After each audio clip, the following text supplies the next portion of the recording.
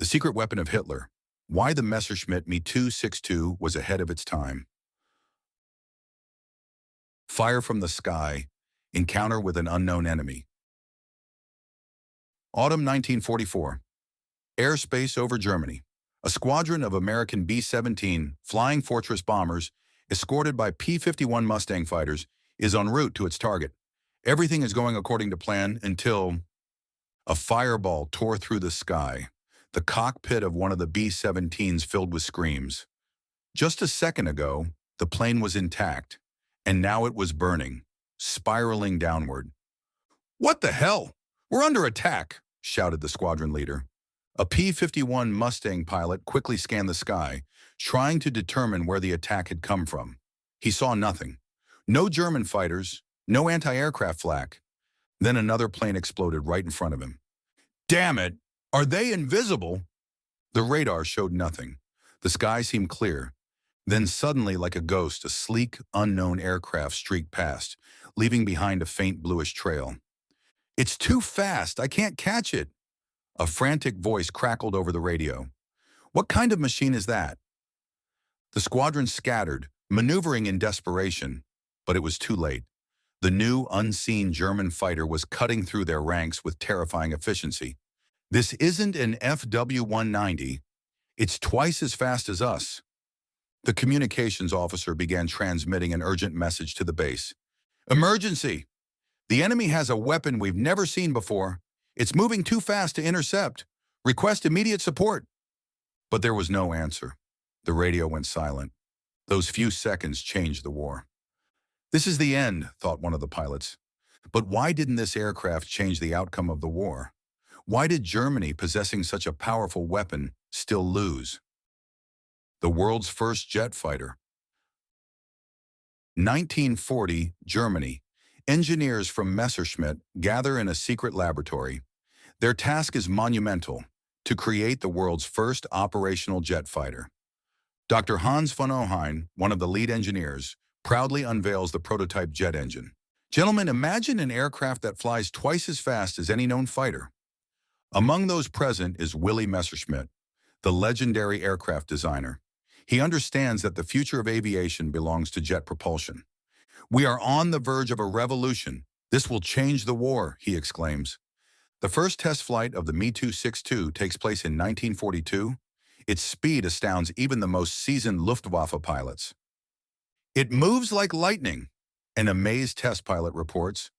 With a top speed of 870 kilometers per hour, 540 miles per hour, it is the fastest aircraft of World War II. But Germany has a problem. When Adolf Hitler learns of the aircraft, he makes a critical mistake. "This must be a bomber, not a fighter," he insists. "I wanted to carry bombs." The engineers are in shock. "But my Führer, this would waste its potential. This plane should be hunting bombers, not dropping bombs." But Hitler is adamant. He orders the Me 262 to be modified into a fighter bomber, delaying its mass production by nearly a year.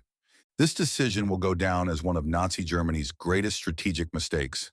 By the time the Me 262 finally enters combat in 1944, the war is already nearing its end. But its first engagement is like a thunderclap in the sky. The first air battles, a deadly encounter. Autumn 1944, the sky over Germany, a squadron of American B-17 Flying Fortress bombers, escorted by P-51 Mustang fighters, is on a mission. Everything is going according to plan, until a fireball tore through the sky, the cockpit of one B-17 filled with screams. Just a second ago, their aircraft was intact, and now it was engulfed in flames, spiraling downward. "What the hell? We're under attack!" shouted the squadron leader. A P-51 Mustang pilot scanned the sky, trying to locate the source of the attack.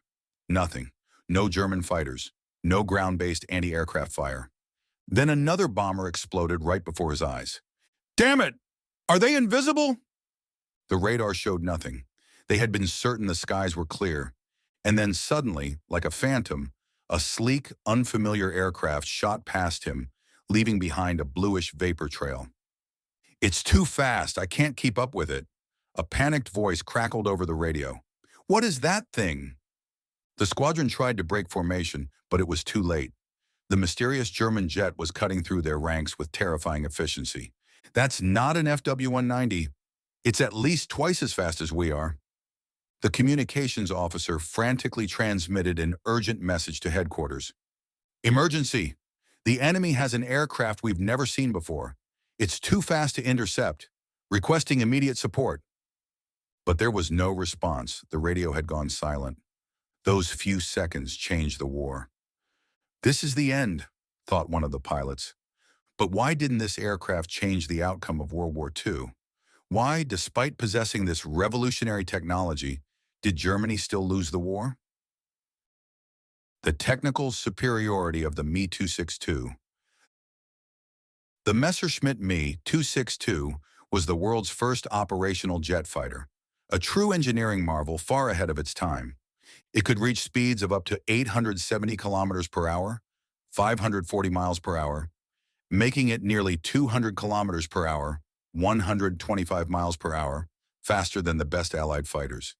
Its armament was just as terrifying. Four 30mm Mk-108 cannons mounted in the nose. A single burst could obliterate a bomber in seconds.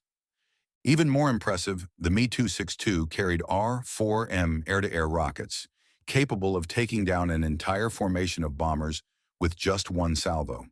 But despite its technological superiority, the aircraft had weaknesses. Unreliable jet engines. The Jumo 004 turbojets had short lifespans and required constant maintenance. A single bullet could disable them. Slow production. Due to constant Allied bombings of German factories, only 1,400 Me 262s were built, far too few to turn the tide of the war. Hitler's disastrous decisions. Instead of using the Me 262 as a pure interceptor, Hitler insisted on modifying it into a fighter bomber, delaying mass deployment by nearly a year.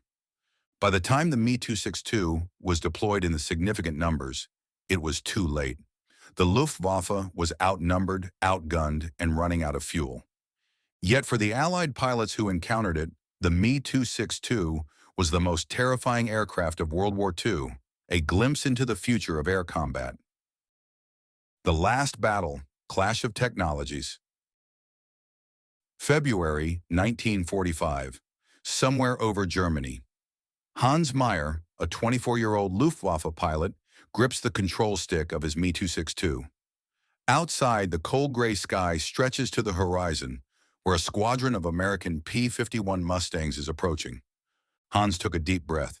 This was his first combat mission in the Me 262, the jet fighter that was supposed to change the course of the war. The radio crackled. "Enemy spotted. 12 Mustangs heading our way." "Hold position," the commander replied.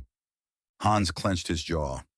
They had told him that the Me 262 was faster than anything in the sky, that no Allied plane stood a chance against it. But deep inside, he felt uneasy. As the first burst of American machine guns ripped through the air, he pushed the control stick forward.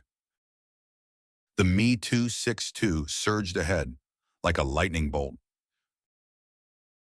No conventional fighter could match its speed. The Mustang topped out at 700 kilometers per hour, but the Me 262 could reach 870 kilometers per hour. Bullets whizzed past. "This is it! The power of the jet engine," he thought. The American pilots tried to maneuver, but catching him was impossible. Hans locked onto his first target, pressed the trigger. A burst from the Me 262's 430mm Mk-108 cannons tore the P-51 apart in an instant. "Got one!" But as he turned back, he realized he was accelerating too slowly. His cockpit shook violently. Bullets had struck his wing. A Mustang had somehow managed to slip behind him. Hans yanked the stick, trying to escape into the clouds, but the Mustang was still on his tail. "Damn it, I'm too slow in a turn." This was Me 262's greatest weakness. It was sluggish when accelerating after a turn and vulnerable during altitude changes. Hans made a desperate move. He shut down one engine and dove. That saved him. When he returned to base, his plane was damaged, but he had learned a crucial lesson. Speed alone doesn't win battles. Germany's biggest mistakes. Why the Me-262 didn't win the war. The Allies were stunned by the speed and firepower of the Me-262. But if this aircraft was so advanced, why didn't it save Germany? 1. Hitler's mistake, turning it into a bomber.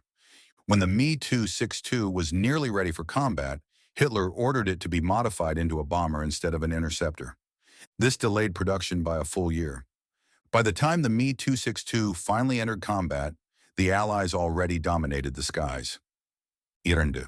Production issues. Germany couldn't mass produce it. The Me-262 was an engineering marvel, but it required rare materials and high-precision manufacturing.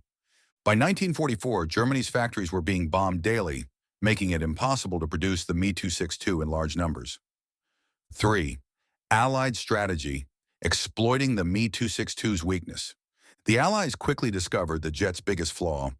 It was vulnerable during takeoff and landing. In the air, the Me-262 was nearly untouchable, but on the runway, it was just another plane. So the Americans began attacking airfields, catching the Me-262 before it could even take off. In the end, jet fighters didn't change the outcome of the war, but their impact on the future was enormous. How the Me-262 changed the world? When the war ended, the Me-262 didn't disappear with the Third Reich. Instead, it became the foundation for modern jet aviation.